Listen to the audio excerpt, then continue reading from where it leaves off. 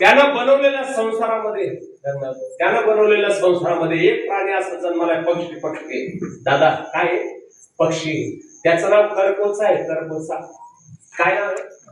करकोचा. ऐका हो, अंगाले काटे येतील देवाचा किती कृपा होती योगेश महाराज बाबा, महेश बाबा. करकोचा नावाचा पक्षी बाबा, त्याची जी मादी ना करकोचा नावाचा पक्षी, त्याची मादी तिचे अंडे समुद्राच्या काठावरच टाकते ती. कुठे? हो, अंडे तिथेच देते ती समुद्राच्या काठावर, आणि ते अंडे बी तिथंच फोडते. पिलं कुठे जन्माला येतात? समुद्राच्या काठावर.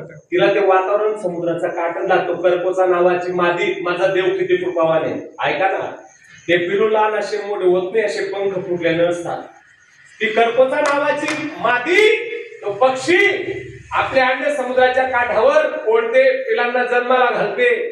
पण तिला लागणार खायला जे अन्न आहे ना, ते अन्न तिथे भेटत नाही समुद्राच्या काठावर. ते अन्न आपल्या घरात आहे, कडधान्य माहिती ना तुम्हाला, कडधान्य. ते अन्न आपल्याकडे, म्हणून त्या पिलांना तिथं सोडून येते ती. कुठे? समुद्राच्या काठावर. महिला मंडळ ऐका, अख्ख्या कीर्तनातून एकच दृष्टांत घेऊन जायचा. ही करकोचा नावाची मादी ज्या पिलांना पंख फुटले नाही, नवजात शिशूंना तिथं सोडून देते. तिला खायला पोट भरण्यासाठी ती आपल्या गावाकडे येते.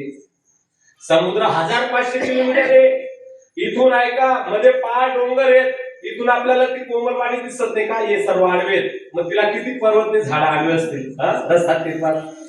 हो, ती काय अशी रोज काय अशी वडनेर ठाकुडी अशी काही 2-4 किलोमीटर पोट असं अपडाऊन करते का?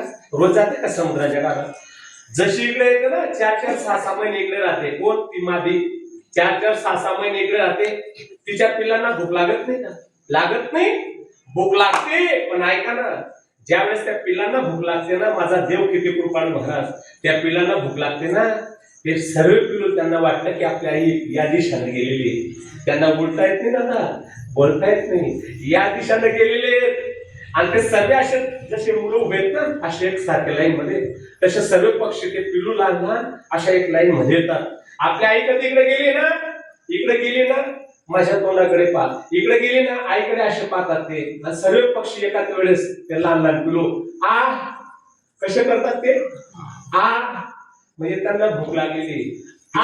केल्याबरोबर आपल्या गावाकडे असणारी ती करकोचा नावाची मादी, तिला वाटतं की माझ्या मुलांना भूक लागलेली, माझ्या पिलांना मी खूप लांब आलेली, त्यांची भूक भागावी लागेल. ती का लगेच पोहोचल ना समुद्राच्या काठावर? ते पिलू करतात असं. तो उघडे त्यांचं माऊली, ती मादी, ती करकोचा नावाची मादी, तो पक्षी आपल्या मुलांकडे इकडे पाहतो. ऐका ना, इकडे पाहतो आणि एकाच वेळेस ओरडतो.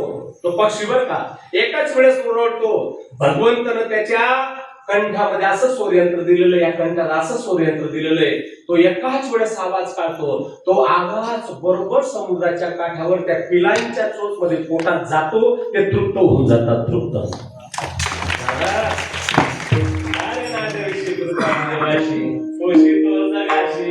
एकला तो इतका माझा देव कृपाळू हे नवे माझा देव काय करतो? आईच्या गर्भात बाळ जन्माला आलं ना महाराज, स्तनात दूध नसतं. बाळ आल्याबरोबर स्तनात दूध येतं. बाळ बी वाढतं आणि दूधही वाढतं. अभंगाच्या दुसऱ्या